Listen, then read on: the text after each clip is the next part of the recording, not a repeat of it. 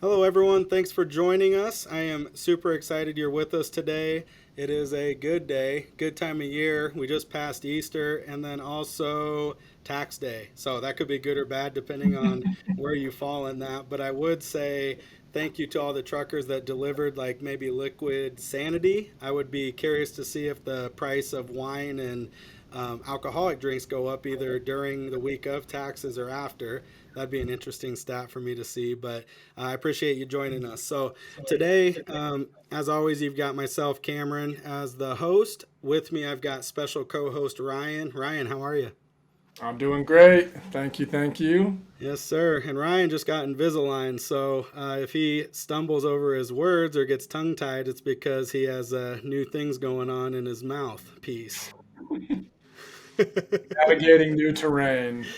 I love it. That's awesome. I am very excited today. We've got an amazing host with a long, extensive career in trucking. I was looking at a little bit of your background, and I'm very impressed by everything you've done. Including, I'll let you kind of unfold all the details and stuff like that. But the organization that she had founded and she's the president and CEO of is amazing. I've got two little girls, and so for me, this is just it's awesome to see the progression and what her mission is. And so I'll let her kind of introduce herself. I don't want to take away all the glory. Ellen Voie is the president, CEO, founder of Women in Trucking Association. Ellen, how are you? Thank you so much for coming on with us. I'm doing great, and thank you so much for having me as a guest on your show. Yeah, we're excited to do that. I would love to dive in. So, looking back, at least on your careers and education and experience, it dates back, and I'm not going to date you, but it dates back a long time in trucking from a consultant to transportation on getting licensed. I'm guessing you were assisting trucking companies and coordinating through FMCSA and all that, and have kind of progressed from there. And then I want to say, was it '07 that you founded this association? That's right. We're about 15 years old. 15 years last month, which Yay. And I so feel like you did it at a Congrats. time when it probably wasn't even a hot topic or anything. I just feel like your passion and um, even on, I guess, backing up, she has a master's degree out of Wisconsin, and her master thesis was on being married to a professional truck driver. I saw that out of there. But let's go into your introduction into the transportation industry.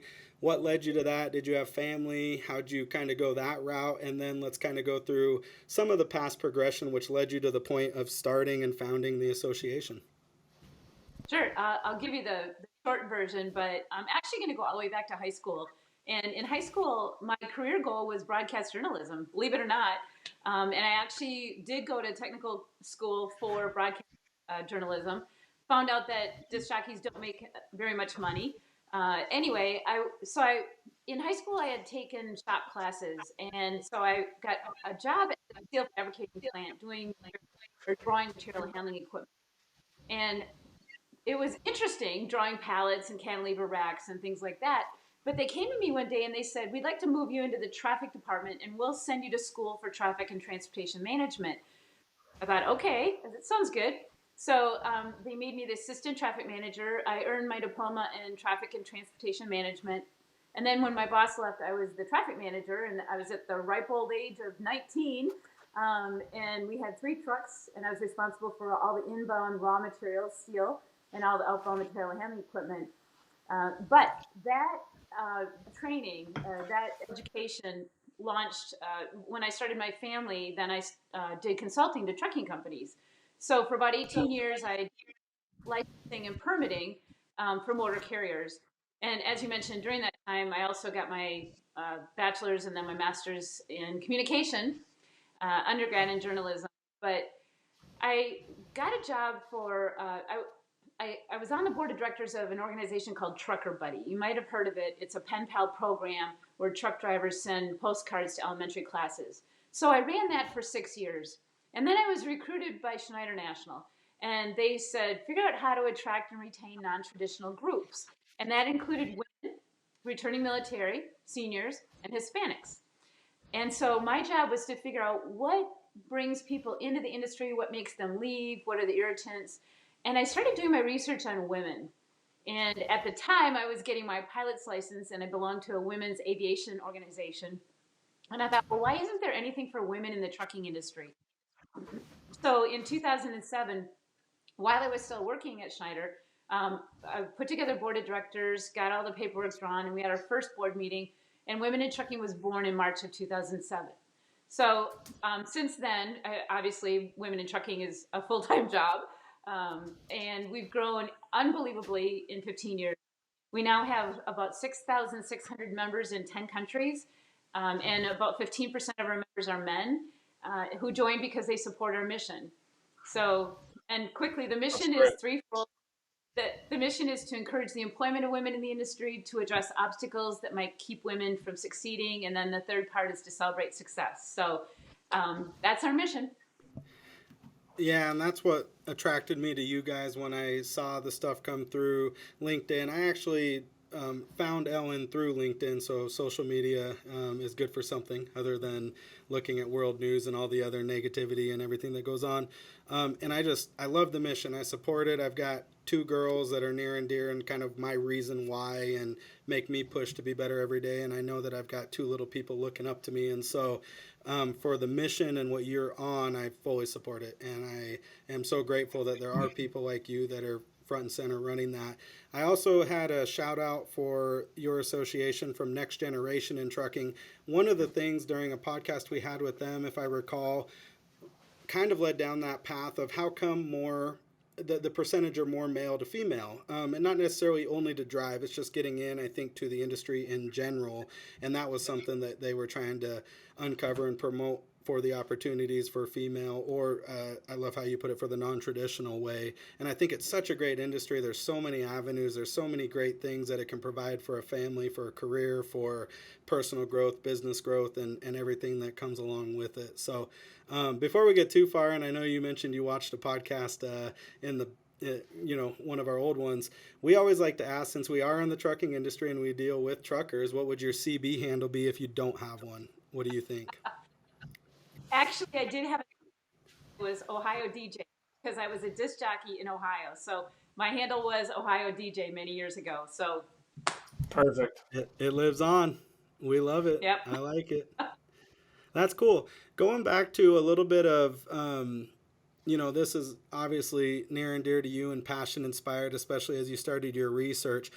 What was one of the more profound things, or maybe things that inspired you or shocked you when you dove into this project, in maybe why there were barriers, what were potential barriers, why was the perception the way it was? Let's touch on maybe a couple things that, obviously drove you enough to take action on it. So. So 15 years ago, I would stand up in front of trucking executives, the CEOs, and I ask them, you know, what percentage of trucking is female or male director? They didn't know, but the response was always, "Oh, Ellen, we don't care their age, their gender, or their ethnicity. We just hire the best person." I go, "Really? Then why are the trucks designed for men? How come you don't have any uniforms for women?" Which still is prevalent these days. And I asked, what about restrooms? And it really wasn't a level playing field. And they tried to pretend that they were gender blind, and ethnicity, age, everything. But if you really looked at it, like I'd stand up there and I'd say, "So how many of you still give out big belt buckles for safe driving awards?" And they're like, "Yeah." And I'm like, "So really, big belt buckles? Do you see women wearing big belt buckles?" And so they had to rethink things. And at the beginning, I didn't have data. Everywhere I go, I'd raise my hand and I'd say, "Do you have that broken down by gender?" And they never did. And so I kept searching for data. And now companies are saying, "Oh, we get it." And the American Transportation Research Institute has shown that male commercial drivers are 20% more likely to be involved in a crash than female commercial drivers. Not my data, it's theirs. And so we have statistics on female drivers. And so now I can go to them, and women in the executive suite as well. So I can go to them and say, "Here's the hard data. Now, what are you doing to create a level playing field?" And so we're changing the conversation. And the most rewarding part is that now, instead of saying we're gender neutral or gender blind, now they're saying we see the value women bring. tell us how to attract and retain women. So it's changed in 15 years, and I'd like to take credit for that. I'll As you give you should. credit for that. Yeah, I think that it should fall with you heavily on that, and you didn't take a generic response in the questions you were asking and accepting what the answer was, because there's nothing to back up their answer. It was basically, hey, we're preaching one thing, but like, let's look at what's happening. It's not the same. So, and Atri is amazing, so we fully support Atri and what they do. And like us, we're in insurance, so it's very actuarial and statistic driven and number driven. Even from like a young age, you think back, well, why do 16-year-old boys pay more than 16-year-old girls? Well, boys are reckless and dumb and they crash things. So I don't know. I think it kind of goes back to that, but that's There's obviously actually that's not the only focus to look at. So there's actually one reason, Cameron. There's one reason.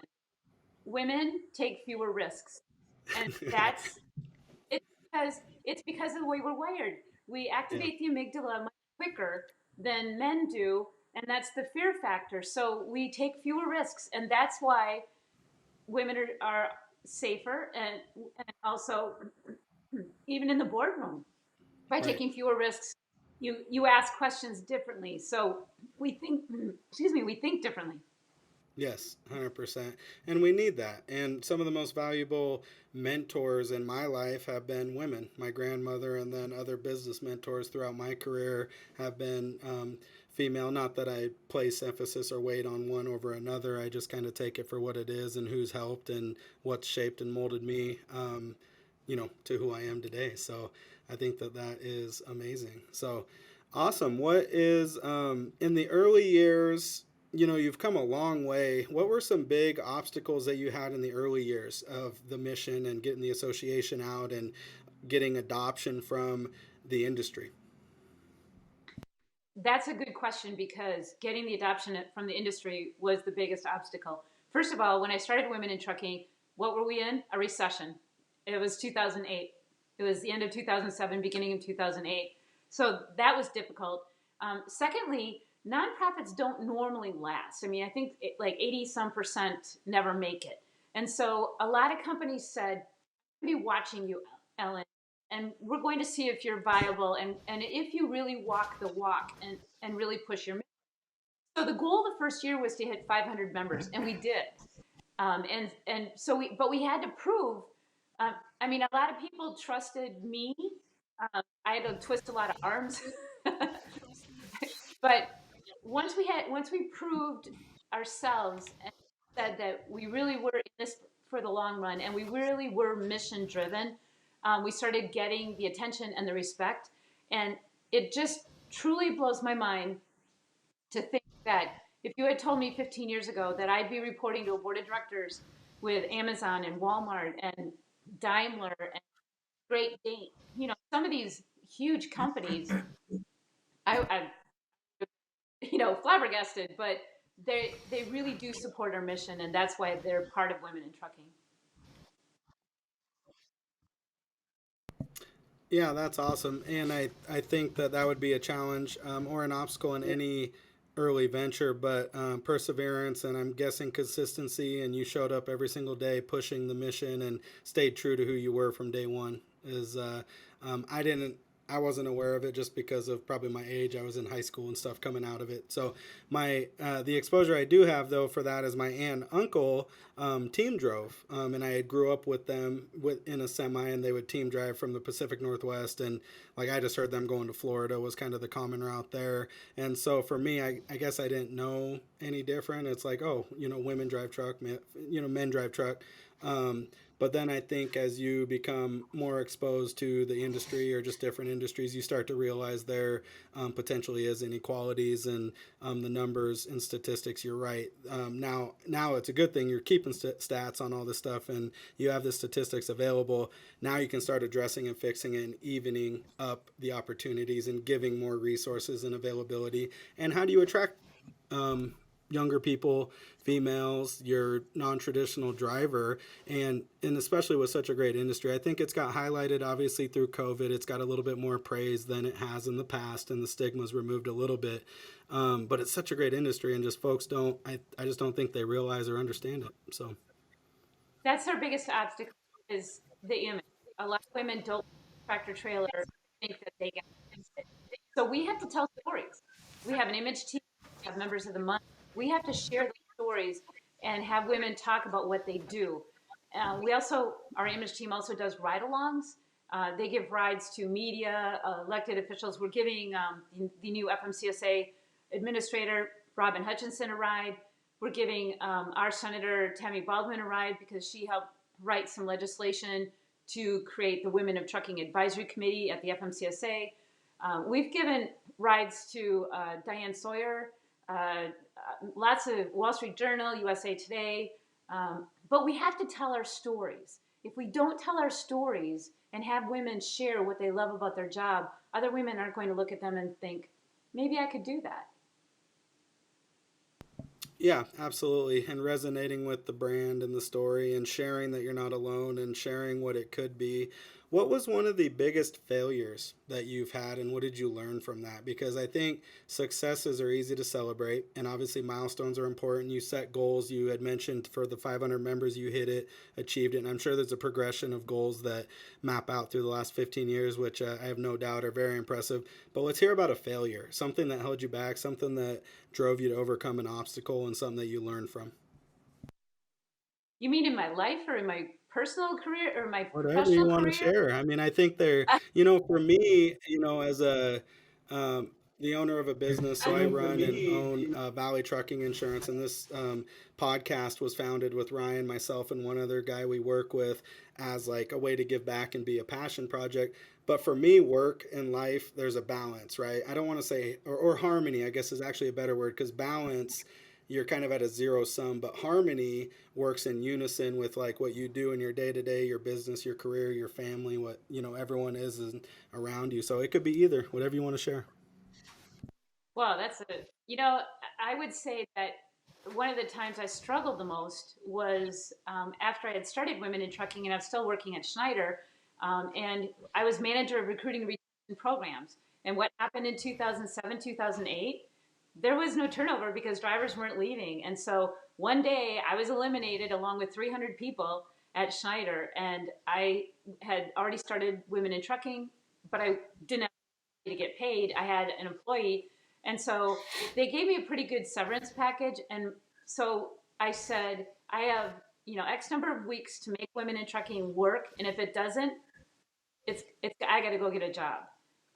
So that was probably the biggest challenge was taking that loss of a job, a secure income, and taking a risk and jumping into Women in Trucking without having a salary. I had to do a lot of writing. I did a lot of freelance work to support myself and a daughter in college and 2 mortgages. So it was a rough time, but here we are. We've made it. That's awesome. What do you think you learned from that, or what was the biggest takeaway? I mean, I can jump to conclusions about how strong you were, and like you kind of went all in on yourself. You were the safety blanket at that point of like making it happen. But what was your biggest takeaway? Because I believed in it. I believed in myself. I believed in the mission. And I never ever thought failure was an option. And I was going to fight to the bitter end. And I think perseverance really goes a long way, especially for women in this industry. We really have to push sometimes and say, I can do this and I'm going to make things happen. So I would say it was that motivation, that perseverance, and not giving up.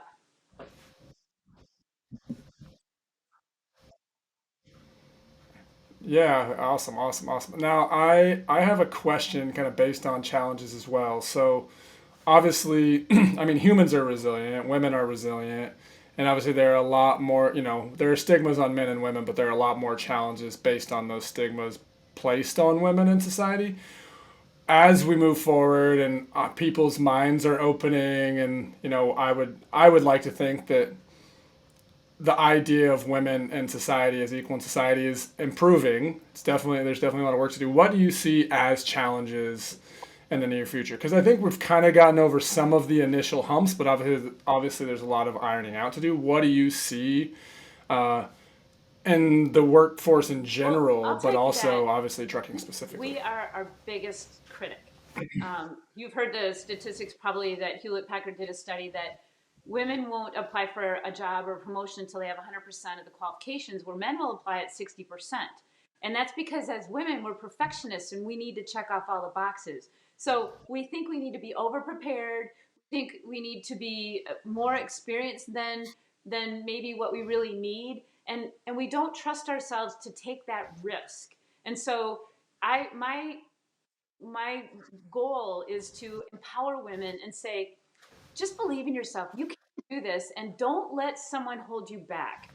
But you have to take risks. And I mentioned earlier, women are risk averse. That's the way we're wired. But to survive in a very male populated environment, you have to take risks and expose yourself and make yourself vulnerable.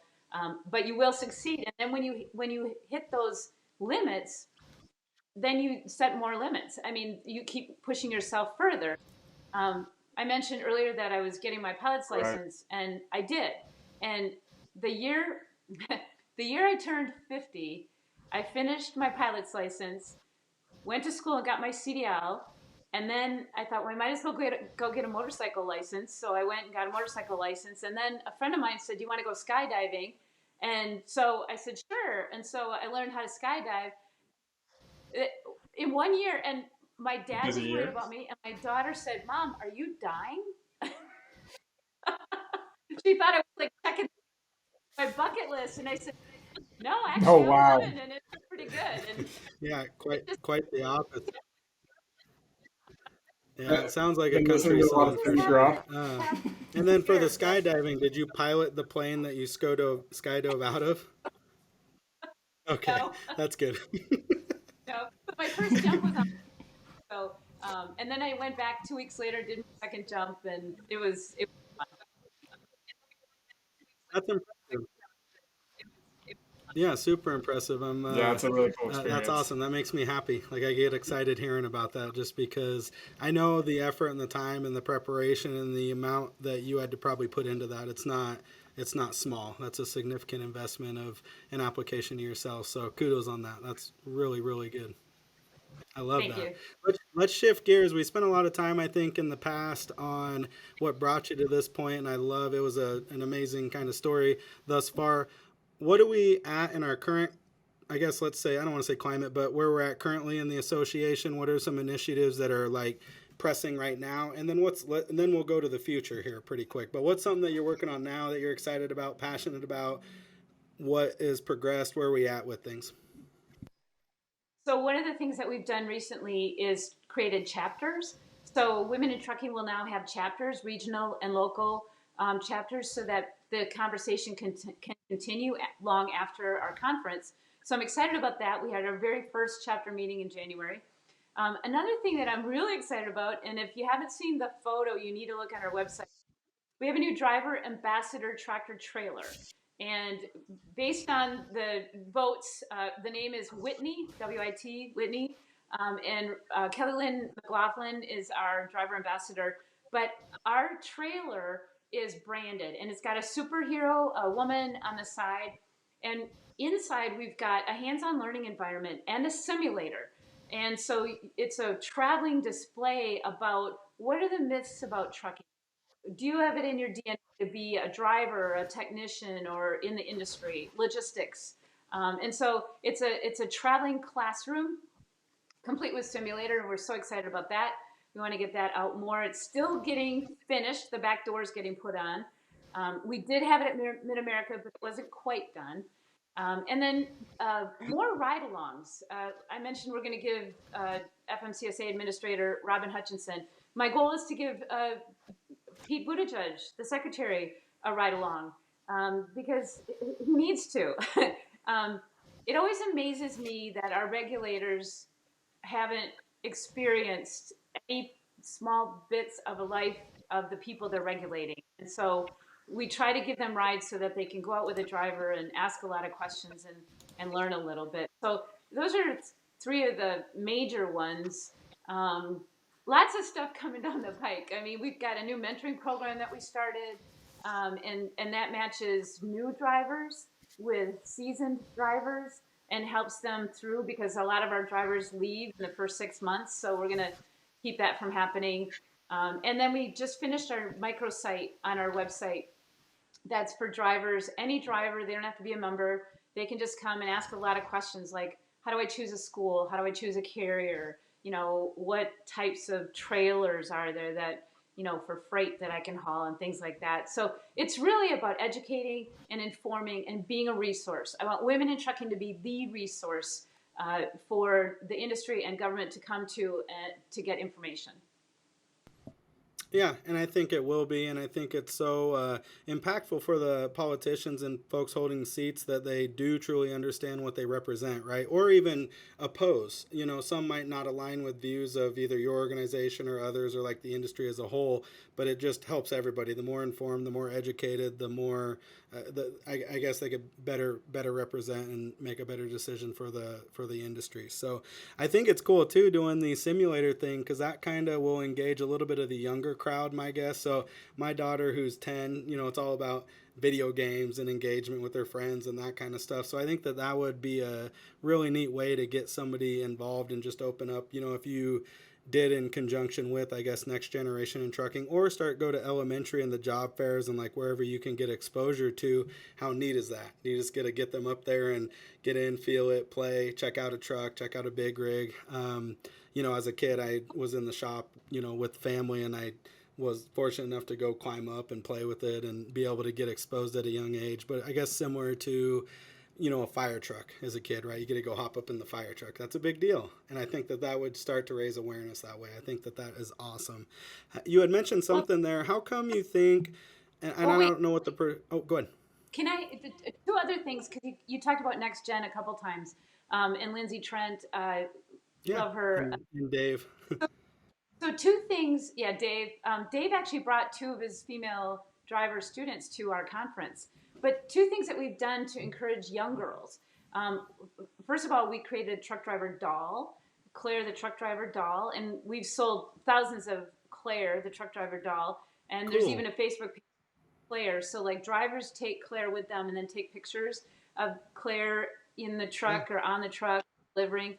But the other thing that I'm really excited about is we found out that the Boy Scouts had a transportation patch and the Girl Scouts didn't. So we Oh. created a Girl Scout supply chain patch with the greater Chicago, Northern Indiana region. And so far, over 1,100 girls have earned that supply chain patch. And schools have hosted it, carriers have hosted it, truck dealerships have hosted an event, and they invite the media and talk about how girls, we call it Trucks Are for Girls, and we have an activity book that goes with it, and the activity book is called Scouting for Cookies. And it talks about how the grain goes from the field to the bakery in a truck, from the bakery to packaging in a truck, packaging, to warehousing, and the final mile is the Girl Scout. So we're really excited about that because we want kids to look at the tractor trailers on the road and say, Mom, Dad, that could be my cookies in there. Or that tanker could hold the milk, that I drink with my cookies. So it's about creating that personal relationship. That is badass. That is awesome. And I would love to get an event that's in proximity I could bring my girls to. And for me on the road trip, we actually just got back. I'm in Spokane, Washington, so we went over to Seattle. My task is they count the semis. Hey, I want you to count the trucks, and I want you to kind of start understanding what they are, and obviously with what I do, and protecting them and insuring trucks, they're getting much more of an education than I think than normally would. But I think it's great. They're very intrigued. They love it. They think it's super cool, and it's like, oh, Daddy, do you insure that truck? I'm like, I don't know, and then it depends. Are they on the side of the road or they travel? And will be my answer. So, well, hopefully, so. Cool. Well, that's great. I think that is super exciting. How do you guys determine the location and where your truck goes? Is it just events that pop up? Do you have it mapped out for the year? Where can people find and follow that? Well, actually, we're working on that right now, and we Okay. will be putting something on the site. We did have it at the America show, but we plan on taking it to more local events Yeah. so that we can actually go through and learn about the trucking industry itself. But we'll also bring it to our conference. Our conference is in Dallas in November, but we want to go to schools. Perfect. And actually, we'll probably show some representation when we hop off. I'd love to get I guess it's probably on the website, just the details for that. I have folks down in Dallas there. So my sister in law who works with me is there. So might be an excuse for me to get a little warmer weather as opposed to the winter where I'm going to be. So I think that would be sweet. What are some things on the roadmap for the future? What are some exciting things that maybe haven't come to fruition? Maybe you're excited to share that you haven't shared yet, or what's coming up for you? So we don't necessarily lobby at Women in Trucking because our members include both drivers and carriers. So like you won't hear us talk about hours of service or ELDs, but we do educate, we do give ride-alongs. But a couple things that are really exciting is we did get in the infrastructure bill, we did get a bill passed, and it's called the Women of Trucking Advisory Committee, and it was Senator Moran of Kansas introduced it, and then my Senator Tammy Baldwin co-signed. One's a Democrat, one's a Republican, and then my Congressman Mike Gallagher introduced it in the House, and it creates a Women of Trucking Advisory Committee at the FMCSA, and I believe today is it's Tuesday today or Wednesday, I think. Anyway, I think that the applications have just closed or they're closing this week to create that advisory committee. So I'm looking forward to that. I'm hoping I get on that because I helped write that bill. Another thing that was in the infrastructure bill was uh, initiative to create a PR campaign about all modes of transportation and the great jobs that are in there. So that also will help with gender equity. And last week, I actually was invited to the White House to talk about the Biden Harris trucking plan. And that was so exciting. I got to shake hands with the president and the Secretary of Transportation. And we were on the South Lawn and it was beautiful, beautiful weather. And one Excellent. other thing that I do, when I said I wanted to be a resource, I served your Department of Transportation entry level driver training advisory committee, which that law just got passed in February 7th. Finally, the entry level driver training rules were implemented. I helped create that. And now I'm on a 2-year assignment on the DOT Motor Carrier Safety Advisory Committee. So I'm very excited about that. We've had 2 meetings for that as well, virtual, but just really excited to get the recognition and be a part of decision making and conversations. Geez, the more you share, the more I'm like super grateful you had time to join us because you are busy. I don't know where you organize your time to fit Yeah. that in. So, nice work. Congratulations, by the way. Everything that you mentioned is amazing and awesome. So that's so wonderful to hear. You mentioned something earlier, and it just kind of sparked a question for me. How come you think, and I don't know what the stats were because I don't think we had got that far, a lot of folks drop out in the first 6 months? What are some reasons for that? And was it male, female, or mostly female in what you're referring to? Let's kind of touch on that. So, in the research that we've done, 83% of women who enter the trucking industry as drivers do so at the urging of a family member or friend. So, that's typically a husband, a boyfriend.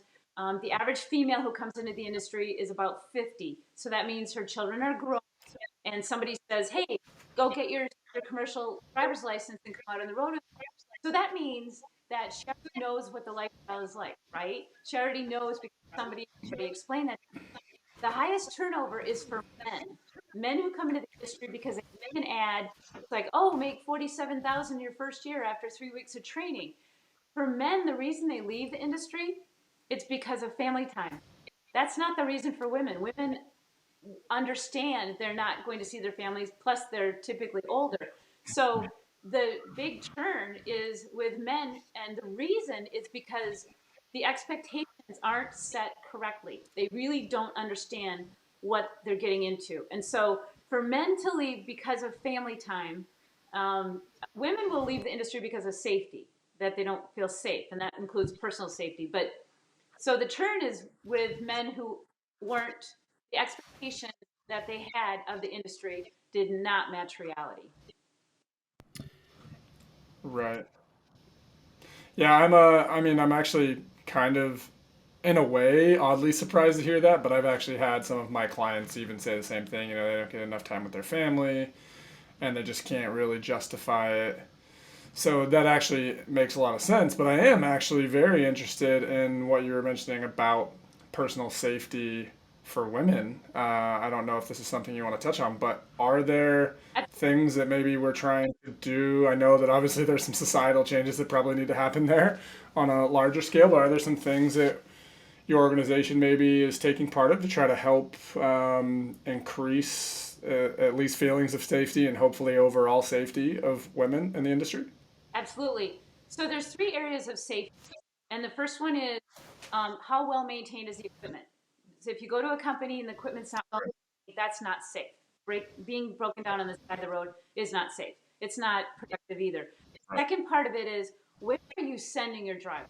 What part of town are they going to? Is it a dark, bad, high a neighborhood that's not safe for women? Because if you're doing that, you need to really think about sending your drivers in there. And then the third part of safety is the driver the captain of their own ship? So like if I were to say to you, Ryan, I don't want to go on that load because you want me to go to a place where there's a protest, or you want me to go to a place where there's a tornado or a snowstorm. I don't feel comfortable doing that. If your response is, hey, this is trucking, you got to do it, that's not the right response. The right response is, you determine your own personal safety. So those three things are safety. So women will leave if they feel that the company doesn't have their back, if they feel the company isn't looking out for their safety. And so um, that's why women leave the industry or women leave a carrier, is really about the safety culture. And then one other part of that is the training situation. And we totally advocate for a same gender training option, because one of the things that just makes me sick to my stomach is when we put some young 20 something female truck with a male in his 50s or 60s, and send him out in the cab of a truck for 3 to 4 weeks at a time.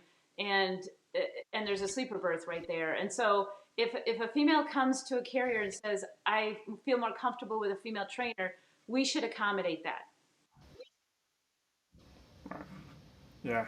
And are there ways, I mean, you know, I imagine with smaller businesses and smaller companies that would be obviously harder, but are there ways that we can maybe introduce legislation or some sort of requirements to where those type of things are available, especially in the bigger companies? Well, I wouldn't want legislation. Be careful what you ask for. Right. Yeah, yeah, yeah. Fair. I would point to the companies with best practices. And the best practices are companies that put the trainee in a hotel, not the trainer, because it's a trainer's truck.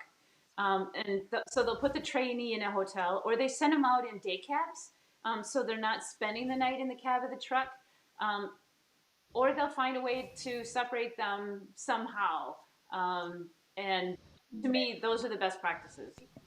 Yeah, I don't. So maybe it's more just about Yeah, educating it's not going to be owners. a legislative thing. It's more of a culture, and it's going to be an ownership shift of the carriers on providing the resources, the training, the availability to, um, I guess, feel comfortable, but like in a efficient manner and operate safely too, to make them feel comfortable and welcome them as part of the team. Why would you want a new person to be uncomfortable and you want them to stay with you and be loyal to you? It doesn't make any sense. So no, I think that that's awesome. Definitely Uh, not. and I think there needs to be addressed too is like the truck stops, right? The truck stop situation, the availability of parking. What are you parking in? Where are you parking? I know that that's been a huge issue across the country as the freight's been moving. Is you're on the side of a road, or are you at the end of this like dark parking lot, and then the truck stops a long ways away? What is the conditions when you get in there? I'm sure these are all things that you have to address and face, right?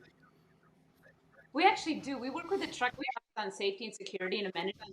And we talk about, like, if there's a place with poor lighting or it needs a security guard or fencing or something, and the truck stops are pretty. They want their drivers to be safe. Another thing is we work with the truck cab manufacturers, and um, we feel that there should be some kind of alarm system on trucks.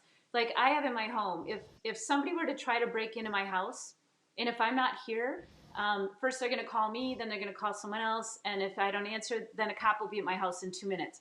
Why can't we have an alarm system in a truck so that if a driver goes in to take a shower, or even if the driver's sleeping in the sleeper berth and somebody tries to break in, then an alarm will go off and alert either them or someone else or the authorities so that their personal safety isn't being compromised. So, I mean, things like that.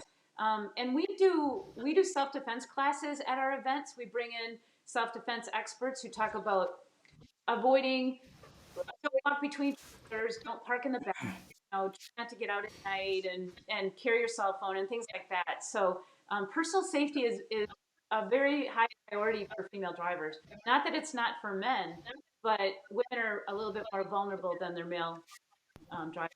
Yeah, and I think Right. off statistics Absolutely. alone, you're right. Because I know a lot of men do, they'll strap their doors together and all that kind of stuff. I think they still take the necessary precautions just to, I think that's human nature, right? Is protect yourself, feel safe. You're in an unknown environment all the time. Your only environment, which is your truck. That's your only environment that's consistent. Other than that, you're in a new location all the time. And like we've had Truck Park on our podcast before. I like what they're doing. They're more of, they're trying to create these standards of like, okay, these truck stops or these areas to park are popping up, but what are the requirements? Are they gated, fenced? Do they have security? How's the lighting?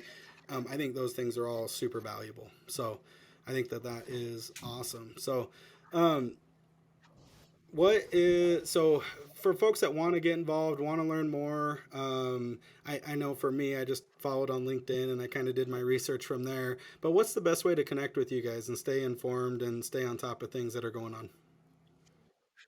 Well, they go to our website, womenintrucking.org. It's womenintrucking.org, spell it out. And you can sign up for our newsletter. Our e-newsletter comes out every Wednesday. That's free. I'd ask that you're joining, either as an individual or a corporate member. We also have a scholarship foundation, which we didn't mention. And we give out a lot of scholarships to people, women who are looking for a career either as a driver or a safety director or a technician, or women looking to advance their career in supply chain. So that's women in training, foundation.org. But I would, and one other thing I need to plug is our conference. The last year pre-pandemic, we had 1,100 registered attendees. So this year we're shooting for 1,800. And I would encourage people to consider coming to our Accelerate conference because everything that you learn is applicable to the trucking industry. And we have a lot of panels. We talk about everything from branding yourself to communication styles to identifying fraud. We had a fraud expert. But it's a lot of fun. We have a lot of fun, and it'll be in Dallas in November. I think it's the 14th, 14th, 15th. So in Dallas in November. Awesome. Yes. Awesome. Awesome. I wanted to just go over a couple of the things I'm noticing on your website and kind of just ask you your opinion of these. But you have some pretty wild notoriety out there, which is fantastic, and I love it. I would say that probably one of the biggest one, world's 10 most successful entrepreneurs making a difference in 2021. Top 5 coolest women making waves in the supplies chain sector. I mean, those are some pretty incredible like bouts of recognition. What do those things mean to you? Um, I guess it means that our organization has credibility because as the founder, I'm still the face of the organization, so it's very rewarding. We've got, you know, I want our team to be recognized for making a difference. I want women in trucking to be seen as a disruptor. The one you didn't mention that I'm probably the most proud of is in 2012 we were recognized by the White House as being a transportation innovator champion of change, and I got to take my board of directors to the White House. Um, it was pretty exciting. That one's go ahead. That one's really far down the page. I hadn't even read that far yet. There were already about 20 of them in the first paragraph. So you have a lot of recognition. Yeah, that is definitely another very, very excellent one. But yeah, I mean, I guess it's just kind of to show that you are making waves and you are making changes. And as somebody who wants to see women like get the equality they deserve and also the opportunities that they deserve and the equal opportunities, and of course the treatment that helps cater to them, because let's be honest, the majority of the world is set up to cater to men in a lot of ways.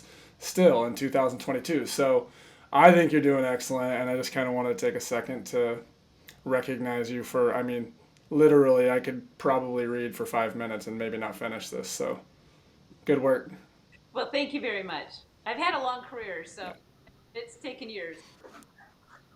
Yeah. An Well, it's pretty inspiring awesome. It's really career. impressive. And I'm just super grateful and super thankful that you spent time with us. I love the mission. I love what you're doing. If there is, let's say we had a billboard and you wanted to put one thing on there, or it could be a quote that inspires you daily or something like that, what would you want to get out to just people in general? So my quote is life begins at the edge of your comfort zone, right? Yes. Hey, Push your Ryan, can you turn your camera to your picture for those that are. Oh, I mean, I can just show it So because this is a little bit it's different way on to my phrase wall. it, Ellen, but. uh, but for the God. we'll keep it somewhat on par with where we're at. But anyways, I love that because I think you're right. I think you have to take risk. I think you get the most growth and the most reward outside of your comfort zone. So I wholeheartedly agree with that. And I coach my little girls soccer team, and that's kind of the whole thing is to keep pushing them to progress and learn and challenge them. I'm also picking up guitar with my oldest daughter, and I see her get visibly frustrated as we're going through, and it's hard. It's a very and think about for me, I'm 36 years old trying to learn guitar. It's very hard. I'm like, but then I keep pushing her, and then the reward she gets when she actually hits what she's doing, it's amazing. She lights up and feels so validated, and I'm able to then kind of keep the encouragement and praise going. So I love that. That's an amazing quote. So thank you so much. Is there anything else that you would like to share with the people, our followers, or anyone else? I'm definitely going to be directing all of my clients and anyone to your organization and try to shed as much light as I can. Um, but now's your time to share anything you want. So Well, thank you. We're supported by our members, and so we're supported by the people who join and pay dues. So I would just ask everyone to consider joining either as a corporate member or as an individual member, because that's how we can push forward. wonderful. Well, thank you so much, Ellen. And I'm Excellent. going to check out the conference. And since I've got a sister in law in Dallas, there's probably no reason that I'm not going to come see you and shake hands because I'd love to meet you and chat and grab a coffee or something. That'd be amazing. So, Wonderful. Thank you so much for having yes. Awesome. Very happy to have you. Keep doing what you're Heck doing. yeah. me. Thank Ryan, thanks for your time. Ellen, that concludes this. Anyone can follow us. We've got a LinkedIn page where you can find Ellen. I suggest following her. Follow Women in Trucking Association. They put out a lot of great content. They share a lot of good articles. I see what Ellen's been kind of resharing and stuff like that, and it aligns perfectly with what her mission is anyway. And then we've got a Facebook group. You can find us pretty much on all the major platforms: YouTube, Spotify, Apple, all that kind of stuff. As always, we appreciate your support. Thank you so much.